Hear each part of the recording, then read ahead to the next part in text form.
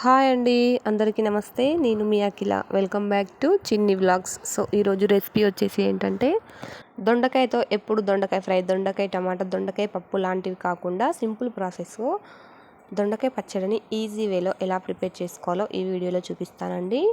First time చేసేవారు కూడా పర్ఫెక్ట్గా చేస్తారు. సో వీడియోని ఎక్కడ స్కిప్ చేయకుండా ఎండ్ వరకు చూసేయండి. లేట్ చేయకుండా ప్రాసెస్లోకి వెళ్దాం. ఇక్కడ నేను ఒక పావు కేజీ వరకు దొండకాయలను తీసుకున్నానండి. అవి కొంచెం ముదిరిన అయినా పర్లేదు, ఇలా రౌండ్గా కట్ చేసి పెట్టుకుంటే తొందరగా ఉడికిపోతాయి. ఇప్పుడు కారానికి సరిపడా పచ్చిమిర్చిని తీసుకున్నానండి. కారం ఎక్కువగా ఉంటే పచ్చిమిర్చి తక్కువగా తీసుకోవచ్చు, తక్కువగా ఉంటే ఇలా మరిన్నిగా తీసుకుంటే సరిపోతుంది. ఇప్పుడు స్టవ్ ఆన్ చేసి ప్యాన్ పెట్టుకొని ప్యాన్ హీట్ అయ్యాక అందులోకి 2 టేబుల్ స్పూన్స్ వరకు ఆయిల్ను తీసుకుంటున్నాను. ఆయిల్ హీట్ అయ్యాక అందులోకి మనం ముందుగా తొడిమె తీసి పెట్టుకున్న పచ్చిమిర్చి ఉన్నాయి కదా, వాటిని ఇందులోకి వేసేసుకొని ఇలా మంచిగా అంతా ఒకసారి కలిసేలా కలుపుకోవాలి. చూడండి, ఇక్కడ పచ్చిమిర్చి మాత్రం లైట్ గోల్డెన్ షేడ్ వచ్చే వరకు ఇలా ఆయిల్లో ఫ్రై చేసుకోవాలి. పచ్చివాసన పోయే వరకు ఫ్రై చేసుకొని వీటిని మళ్ళీ ఒకసారి కలుపుకొని ఒక మిక్సీ జార్ తీసుకొని అందులోకి మనం ఫ్రై చేసిన పచ్చిమిర్చిని అన్నింటినీ వేసేసుకోవాలి. వీటిని కాసేపు పక్కన పెట్టుకోవాలి, పూర్తిగా చల్లారే వరకు. ఇప్పుడు అదే ప్యాన్లో మనం ఆయిల్ ముందుగా ఎక్కువ తీసుకున్నాం కాబట్టి కట్ చేసిన దొండకాయలను వేసేసుకొని ఫ్రై చేసుకోవాలి. ఇప్పుడు ఒక బౌల్ తీసుకొని అందులోకి ఒక 2-3 రెమ్మల చింతపండును తీసుకొని ఒకసారి మంచిగా వాష్ చేసుకోవాలి. వాష్ చేసుకున్న తర్వాత నీటిని వంపేసి నానుతుంది కాబట్టి రెడీగా పక్కన పెట్టుకోవాలి. ఇప్పుడు మూతలు తీసుకొని ఇందులోకి మగ్గిపోతున్న దొండకాయలు ఉన్నాయి కదా, వాటిని ఒకసారి బాగా కలుపుకోవాలి. స్టవ్ను లోటి హై ఫ్లేమ్లో అడ్జస్ట్ చేసుకుంటూ దగ్గరుండి ఇలా మగ్గించుకోవాలండి. ఇందులోకి 1/2 టేబుల్ స్పూన్ వరకు పసుపు, 1/2 టేబుల్ స్పూన్ వరకు ఉప్పును వేసుకొని ఒకసారి అంతా కలిసేలా బాగా కలుపుకోవాలి.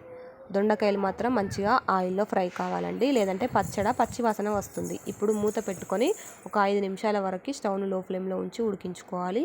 5 నిమిషాల తర్వాత ఒకసారి మూత తీసుకొని ఒక పిరికడు కరివేపాకును వేసుకొని అంతా కలిసేలా ఒకసారి మంచిగా కలుపుకోవాలండి. చూడండి, మనకు ఆల్రెడీ దొండకాయలు అనేవి ఆయిల్లో ఒక 70% వరకు ఫ్రై అయినాయి కదా. ఇలా ఒక దొండకాయను ఇలా నలిపి చూస్తే మనకు ఈజీగా అర్థమవుతుంది. సో ఇలా మగ్గితే సరిపోతుంది.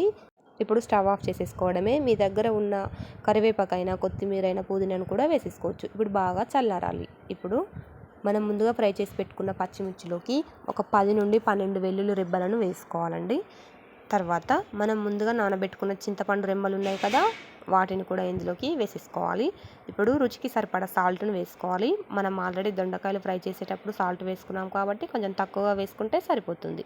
ఇప్పుడు 1/2 టేబుల్ స్పూన్ వరకు జీలకర్రను వేసుకొని వీలైనంత ఎక్కువసేపు దీనిని గ్రైండ్ చేసుకోవాలి. చూడండి, గ్రైండ్ చేసుకున్న తర్వాత చూపిస్తున్నాను.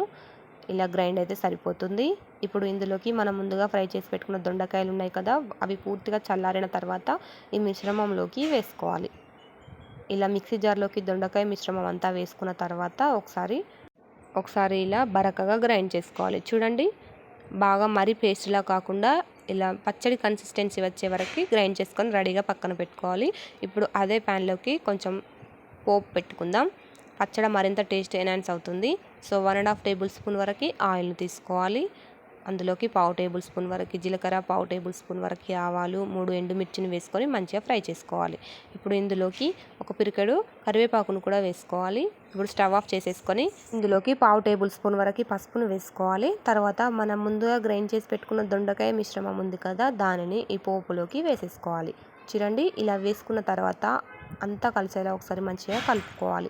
మనం పెట్టుకున్న పోపు అంతా ఈ దొండకాయ పచ్చిమిర్చి మిశ్రమానికి పట్టేలా బాగా కలుపుకోవాలి. ఒక 2 నిమిషాల వరకు కలుపుతున్న తర్వాత చూపిస్తున్నానండి. చూస్తున్న నోరు ఊరుతుంది కదా, మనకు దొండకాయ పచ్చడి అయితే ప్రిపేర్ అయింది. సో మీరు కూడా తప్పకుండా ఒకసారి ట్రై చేసి మీ ఫీడ్బ్యాక్ని నాకు కామెంట్లో చెప్పడం మర్చిపోవద్దు. సో ఈ వీడియో కనుక మీకు నచ్చినట్లయితే లైక్ చేసి మీ ఫ్రెండ్స్ అండ్ ఫ్యామిలీకి షేర్ చేయండి. మరిన్ని మంచి హెల్దీ అండ్ డిఫరెంట్ రెసిపీస్ కోసం చిన్ని వ్లాగ్స్ ఛానల్ని సబ్స్క్రైబ్ చేయడం మర్చిపోవద్దు. Thanks for watching our video.